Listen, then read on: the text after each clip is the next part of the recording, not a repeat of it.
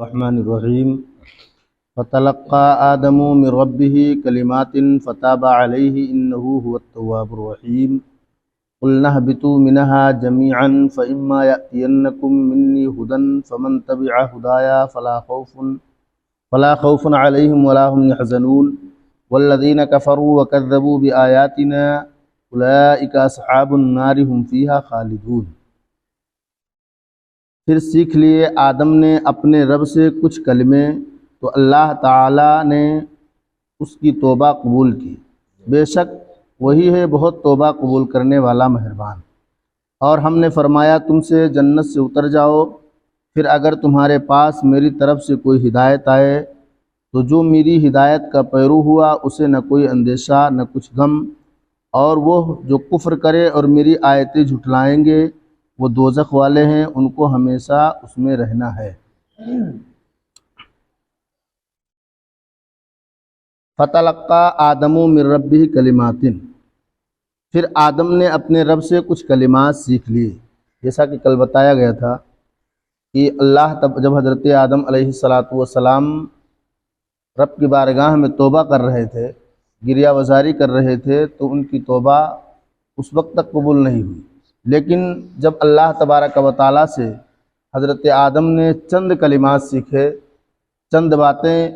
اللہ تعالیٰ نے حضرت آدم علیہ السلام کو سکھائی، پھر آپ نے ان کلمات کے ذریعے سے جب اللہ تبارک و تعالیٰ کی بارگاہ میں عرض کیا کہ ربنا ظلمنا انفسنا وان لم تغفر لنا وترحمنا لنکونن من الخاسرین، اے ہمارے رب ہم نے اپنی جانوں پر زیادتی کی، اور اگر تو نے ہماری مغفرت نہ فرمائی اور ہم پر رحم نہ فرمایا تو ضرور ہم نقصان والوں میں سے ہو جائیں گے۔ اور اس آیت کی یہ روایت بھی ہے کہ جو حضرت عمر فاروق رضی اللہ تعالیٰ عنہ سے مروی ہے کہ جب نبی کریم صلی اللہ تعالیٰ علیہ وسلم نے ارشاد فرمایا، جب حضرت آدم علیہ السلام سے اجتہادی خطا ہوئی تو عرصہ دراز تک حیران و پریشان رہنے کے باوجود انہوں نے بارگاہ الہی میں عرض کی۔ عرصہ دراز مطلب کافی دنوں تک حضرت آدم علیہ السلام اس خطائے اجتہادی کی بنا پر رب کی بارگاہ میں توبہ کرتے رہے، روتے رہے، اے میرے رب عز و جل مجھے محمد صلی اللہ علیہ وسلم کے صدقے میں معاف فرما دے۔ تو اللہ تبارک و تعالیٰ نے فرمایا، اے آدم تم نے محمد صلی اللہ علیہ وسلم کو کیسے پہچانا، حالانکہ ابھی تو میں نے اسے پیدا بھی نہیں کیا۔ اللہ تبارک و تعالیٰ کی بارگاہ میں جب حضرت آدم پیغمبر علیہ السلام نے نبی کریم صلی اللہ تعالیٰ علیہ وسلم کے وسیلے سے جب دعا کی کہ پروردگار عالم میری خطا کو محمد الرسول اللہ کے صدقے میں معاف فرما دے، تو اللہ رب قدیر نے فرمایا، یہ آدم تم نے محمد کو کیسے پہچانا، حالانکہ میں نے ابھی محمد کو پیدا بھی نہیں کیا۔ تو حضرت آدم علیہ السلام نے عرض کیا کہ پروردگار عالم جب تو نے مجھے پیدا کر کے میرے اندر روح ڈالی اور میں نے اپنے سر کو اٹھایا تو میں نے عرش کے پایوں پر لا الہ الا اللہ محمد الرسول اللہ لکھا دیکھا، تو میں نے جان لیا کہ تو نے اپنے نام کے ساتھ اس کا نام ملایا ہے جو تجھے تمام مخلوق میں سب سے زیادہ محبوب ہے۔ اللہ تبارک و تعالیٰ نے فرمایا، اے آدم تو نے سچ کہا۔ جب حضرت آدم علیہ السلام نے بارگاہ مولا میں عرض کیا، میرے پروردگار میں نے جب میرے جسم کے اندر تو نے روح کو ڈالا تو میں نے جب اپنی نگاہ کو عرش کی جانب اٹھایا تو میں نے عرش کے پایوں پر، عرش کے خمبوں پر محمد الرسول اللہ کا نام لکھا ہوا دیکھا، اور جب میں نے دیکھا تو میں سمجھ گیا کہ یہ نام کوئی عام نام نہیں ہے بلکہ اللہ کی بارگاہ میں بڑا مقبول نام ہے۔ تو میں نے تیرے محبوب کا نام لے کر کے، محبوب کا وسیلہ لے کر کے تیری بارگاہ میں توبہ کیا جو تجھے تمام مخلوق میں سب سے۔ اللہ نے فرمایا، آدم تو نے سچ کہا، بے شک وہ تمام مخلوق میں میری بارگاہ میں سب سے زیادہ محبوب ہے، تم اس کے وسیلے سے مجھ سے دعا کرو میں تمہیں معاف کر دوں گا، اور اگر محمد صلی اللہ علیہ وسلم نہ ہوتے تو میں تمہیں بھی پیدا نہ کرتا۔ اللہ نے فرمایا کہ جو کچھ میں نے دنیا کو بنایا، آپ کو پیدا کیا، آپ کی بیوی حوا کو پیدا کیا، جنت بنایا، دوزخ بنایا، یعنی جو کچھ بنایا دنیا میں اور میں نے سب کچھ محمد الرسول اللہ کے صدقے میں پیدا کیا، صدقے میں بنایا، اگر محمد نہ ہوتے تو میں اپنی ربوبیت کو بھی ظاہر نہیں کرتا۔ بارگاہ الہی کے مقبول بندوں کے وسیلے اس سے پتہ چلا کہ اللہ کے جو محبوب ولی ہیں، جو اللہ کے نیک بندے ہیں، ان کے صدقے سے دعا مانگنا وسیلہ لے کر کے یہ جائز اور درست ہے۔ مقبولان بارگاہ کے وسیلے سے بحق فلاح اور بجائے فلاح کے الفاظ سے دعا مانگنا جائز ہے،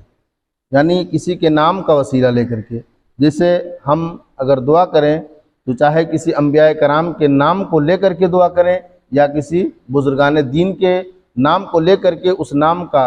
وسیلہ لے کر کے اللہ تبارک و تعالیٰ کی بارگاہ میں دعا کریں، یہ دونوں جائز ہے، درست ہے، ہم دعا کر سکتے ہیں۔ اور یہی نہیں بلکہ کسی کے وسیلے سے اللہ تبارک و تعالیٰ کی بارگاہ سے کچھ مانگنا، یہ حضرت آدم علیہ السلام کی سنت بھی ہے، کیونکہ حضرت آدم علیہ السلام نے پیارے آقا علیہ السلام کے نام پاک کے وسیلے سے دعا مانگا ہے۔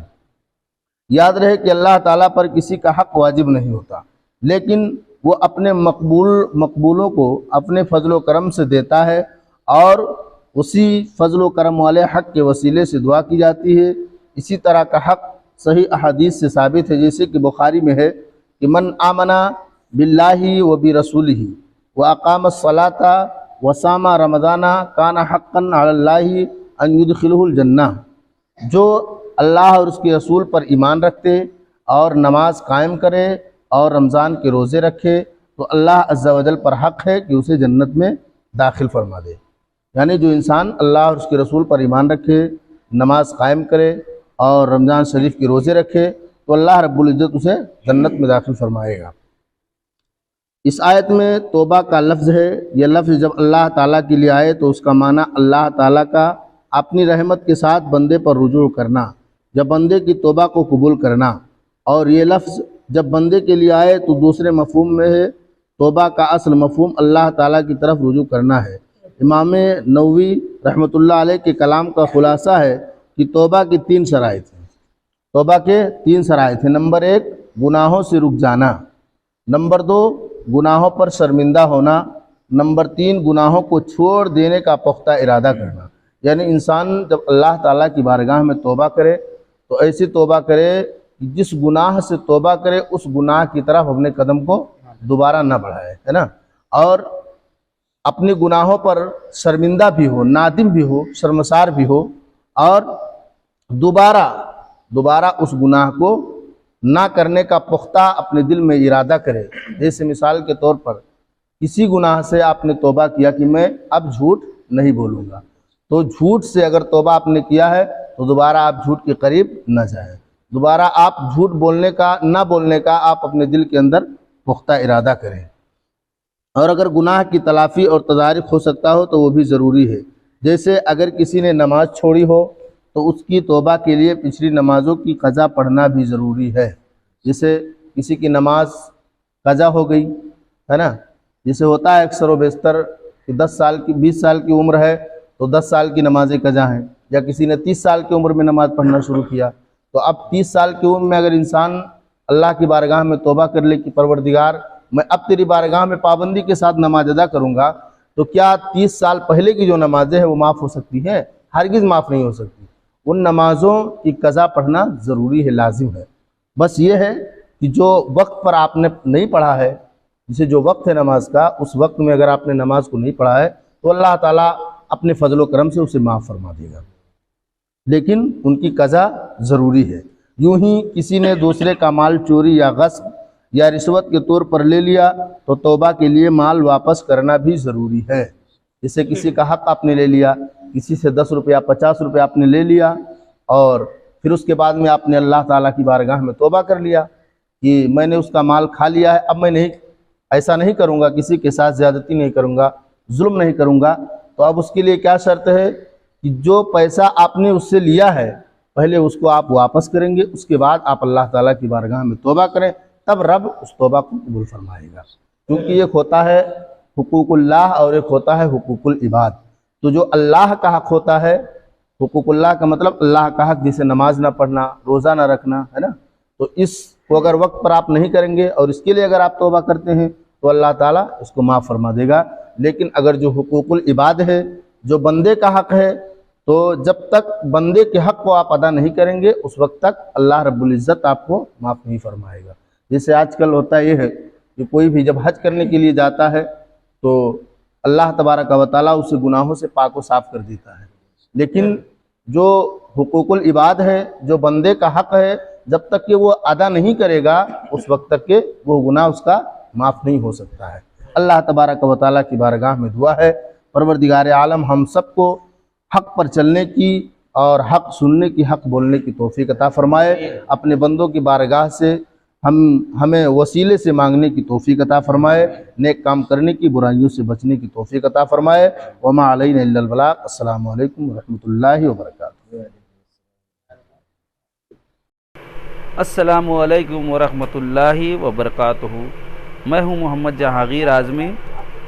اور آپ ہمارے یوٹیوب چینل علیین بلاگ سے جڑنے کے لیے سبسکرائب کریں اور بیل آئیکن پریس کریں۔